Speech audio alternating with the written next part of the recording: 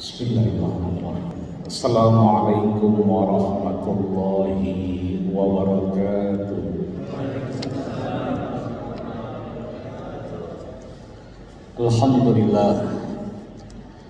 Alhamdulillahilladzi ja'ala syahr ramadhana afdalas syuhur futihat fihi abwabul jannah wa ghuliqat fihi abwabun nar wa suddifatish syayatin. Asyhadu an la ilaha illallah wahdahu la syarika lahu wa asyhadu anna sayyidana Muhammadan abduhu wa rasuluhu la nabiyya ba'da. Allahumma salli wa sallim wa karrim wa adim wa an'im ala hadan nabiyyil karim wa ala alihi wa ashabihi wattabi'ina lahum bi ihsanin ila yaumin tadtiku jami'ul a'dha wa yahkumu fihi lisan. Wa yaqulu subhanahu wa ta'ala fi muhtami tanzili wa huwa asdaqul qailin a'udzu billahi minasy syaithanir rajim. Bismillahirrahmanirrahim. Ya ayyuhalladzina amanu taqullaha haqqa tuqatih wa la tamutunna illa wa antum muslimun. Wa yaqulu subhanahu wa ta'ala ya ayyuhalladzina amanu taqullaha wa kunu ma'as shadiqin. Shadaqallahul azim wa shadaqa rasuluhun nabiyul karim wa nahnu ala dzalika minasy syahidin asy-syakirin walhamdulillahi rabbil alamin. Hadirin wal hadirat, ayahanda bunda jamaah yang dirahmati, disayangi dan dimuliakan Allah Subhanahu wa taala, baik jamaah tetap maupun tidak, Masjid Al-Ihsan Puri Beta 1 yang semuanya insyaallah kita mendapatkan rahmat dari Allah Subhanahu wa taala. Amin ya rabbal alamin. Ini aminnya pelan apa masih pada puasa kalian? Ini masih pada puasa? Oh, kirain masih pada puasa ya. Hadirin wal hadirat yang dirahmati Allah Subhanahu wa taala. Belakangan banyak orang merasa pintar, tapi jarang yang pintar merasa. Jadi banyak belakangan kita perhatikan, apalagi setahun kita beribadah di tengah masa pandemi corona, hingga hari ini tentunya kita masih bermasker ya. Satgas COVID-19 masih berjaga-jaga, dari mulai turun motor parkiran, narok sendal, naik tangga, pokoknya setiap ada pintu, ada belokan, ada satgasnya. Kita bersyukur punya agama yang namanya Islam.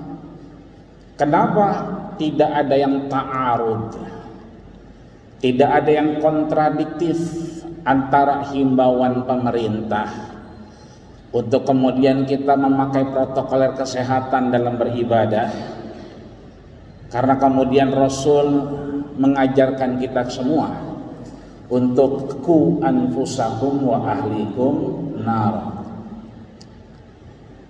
Jadi meskipun hari ini kita pakai masker, masih physical distancing, tapi kita boleh tanya diri kita masing-masing.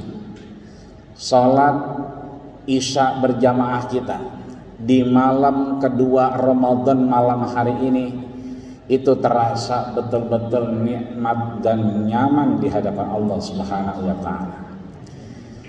Kita bersyukur bisa kita ingat malam kedua Ramadan tahun kemarin, di mana kita kemudian dianjurkan pemerintah untuk beribadah dari rumah, belajar dari rumah, bekerja dari rumah, sehingga nikmat yang kita barusan rasakan Isya berjamaah itu rasanya setahun kemarin hilang dari pandangan kita. Hari ini, malam ini Allah berikan kembali, Allah kirimkan kembali. Ini persis seperti yang disampaikan As-Sahabiyul Jalil, sahabat Nabi yang selalu mengatakan Ausani Khalili, aku selalu diingatkan oleh orang yang paling sayang dengan aku. Siapa dia? Abdurrahman Ibnu Sakhr Ad-Dausi, yang sering kita kenal dengan Abu Hurairah.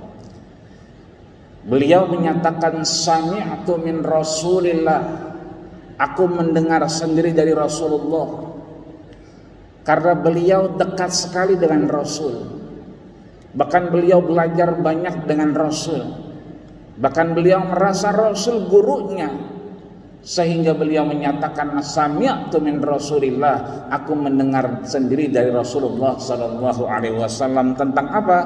Atakum Ramadan, siap-siap Ramadan mendatangimu. Ini rasanya kalimat ini terulang ke kita.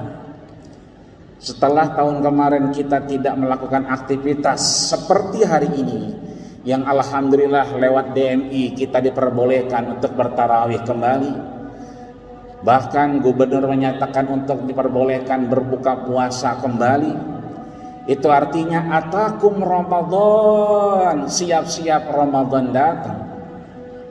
Syahrun mubarak, bulan yang penuh dengan berkah Allah Subhanahu wa taala. Sulit rasanya kita menceritakan malam hari ini, rasanya masing-masing kita begitu menikmati ibadah malam hari ini.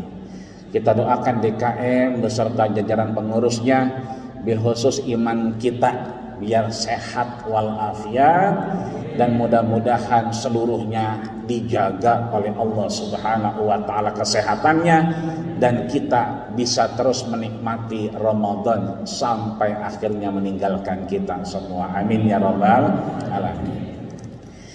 Maka kembali, banyak orang merasa pintar, tapi jarang yang pintar merasa. Padahal dua hal ini implikasinya luar biasa. Kalau orang merasa pintar, yang ada kesombongan, yang muncul kepongahan, yang kelihatan zahir itu adalah takabur.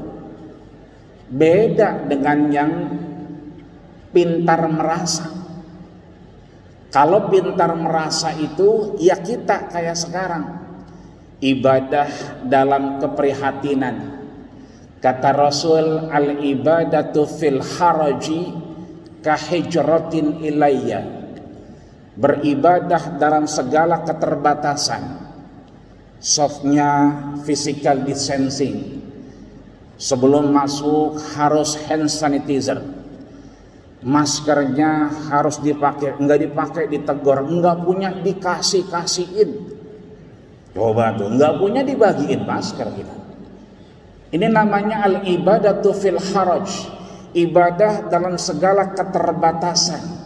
Kata Rasul, kahijratin ilayya, pahalanya luar biasa, seperti bagaimana pahala hijrahnya baginda kita Rasulullah sallallahu alaihi wasallam. Maka ibadah yang dilakukan dalam haraj masa pandemi ini, yang belum pergi dari negeri kita, masih terus mendara negara kita, apalagi Ramadan datang, rasanya mudah-mudahan akan membentuk kita pintar merasa. Karena pintar merasa melahirkan keprihatinan. Kalau keprihatinan timbul, melahirkan rasa kebersamaan. Kalau kebersamaan mulai terpupuk, maka innal jannata ma'al janaah, bahwa sesungguhnya surga itu dalam kebersamaan Allah Subhanahu wa taala. Maka Rasulullah sallallahu alaihi wasallam mengingatkan kita yang punya keterbatasan, mungkin di kantornya dirumahkan, termasuk yang kemudian harus tidak masuk kantor berbulan-bulan, maka juga masuk dalam kategori pintar merasa.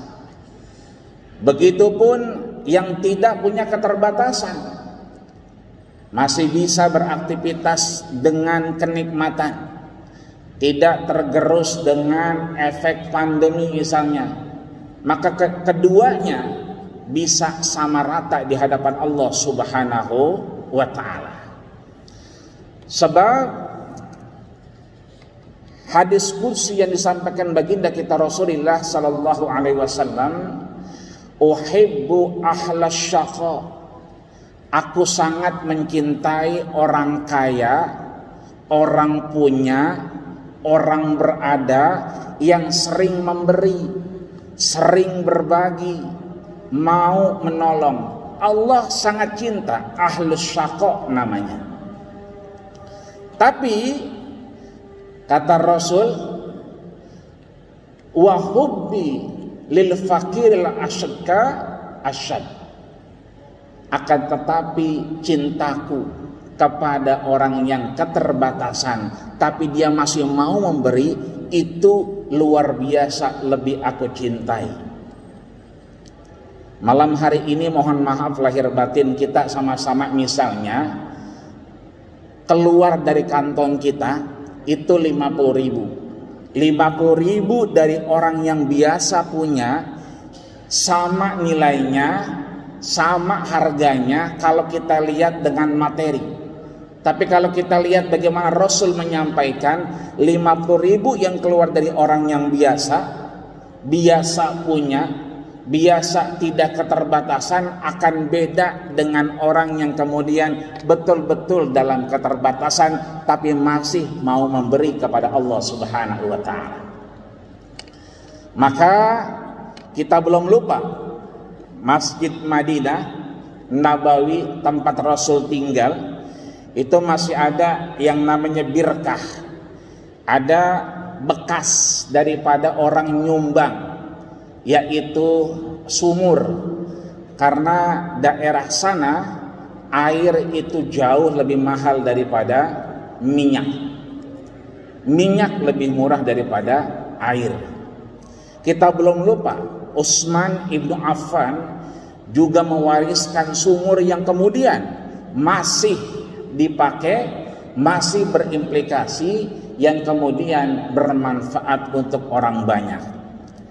Kita juga belum lupa ada Abu Difda yang kemudian bertanya kepada Rasulullah sallallahu alaihi wasallam, "Ala nasrullah, apakah Allah itu butuh pertolongan?"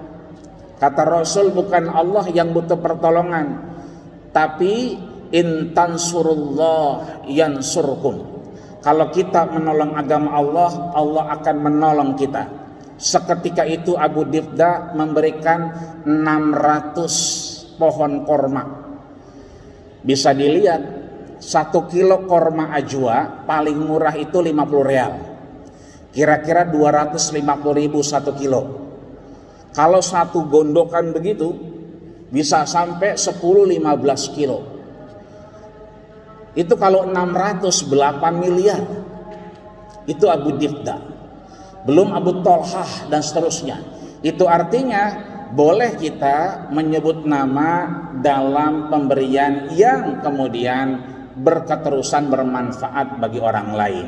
Maka di kesempatan Ramadan yang kedua kali dalam pandemi ini, mudah-mudahan kita yang punya harta, yang masih bisa melakukan aktivitas ibadah tanpa keterbatasan, ayo Allah cinta dengan dia. Karena apa? Sering berbagi, merasa, dan tidak kemudian merasa pintar, tapi pintar merasa. Tapi yang keterbatasan, yang dalam keadaan tidak normal, dalam keadaan yang memang butuh juga bantuan tapi masih mau memberi, itulah yang kemudian Rasul sampaikan asyad, lebih dicintai Allah Subhanahu wa ta'ala. Dua-dua ini masuk ke kita. Masjid kita yang lantainya kita injak, itu masih juga kita lihat butuh untuk kemudian kita sama-sama melakukan aktivitas, bukan hanya menjadi komentator, bukan hanya menjadi penonton, tapi kita menjadi aktor-aktor ulung dalam menjalankan skenario Allah Subhanahu wa ta'ala. Di depan kita lihat kotak-kotak amal itu bukan satu, bisa 5 dengan warna yang berbeda-beda. Maka Imam Syafi'i mengajarkan kepada kita, bukan kita bekerja mengumpulkan harta baru kemudian kita bersedekah, bukan. Bersedekah itu adalah tujuan. Kita mencari harta, punya duit, itu kita sedekahkan setelah kita mampu memberi kepada keluarga kita. Jadi kalau kita mampu memberi keluarga kita punya uang 50.000, kepada keluarga kita bisa memberi 30.000, maka 10.000-nya adalah hak untuk kita memberikan di jalan Allah Subhanahu wa ta'ala. Belakangan banyak orang mengumpulkan harta untuk bersedekah, padahal sedekah itu adalah tujuan kita untuk kemudian memberikan apa yang kita punya sehingga kekal di hadapan Allah Subhanahu wa ta'ala. Yang kita makan itu akan busuk, yang kita pakai itu akan lapuk.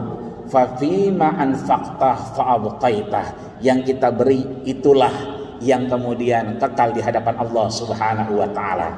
Bukan masjid yang butuh kita, bukan musola yang butuh kita, bukan majlis taklim yang butuh kita, bukan orang miskin yang butuh kita, bukan orang fakir yang butuh kita, tapi kita yang butuh masjid, kita yang butuh orang fakir, kita yang butuh orang miskin. Kenapa demikian?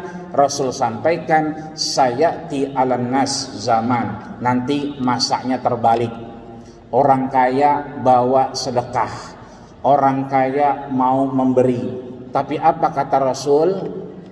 Lau ji'ta bil amsi laqabiltuhu fa'amal ana fala hajata lahu.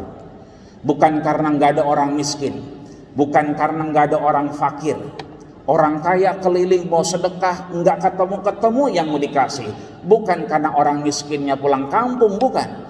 Bukan karena orang fakirnya nggak ada, bukan. Miskin ada, fakir tetap ada, karena dia fitnah buat kita, ujian buat kita. Tapi mereka menyatakan, lau ji'ta bil amsi laqabiltuhu, kalau kau datang kemarin, aku dengan senang hati menerimanya. Fa'amal ana fala hajatalahu, tapi sekarang mohon maaf lahir batin, apa yang kau bawa sedekah itu tak berarti lagi buat kami.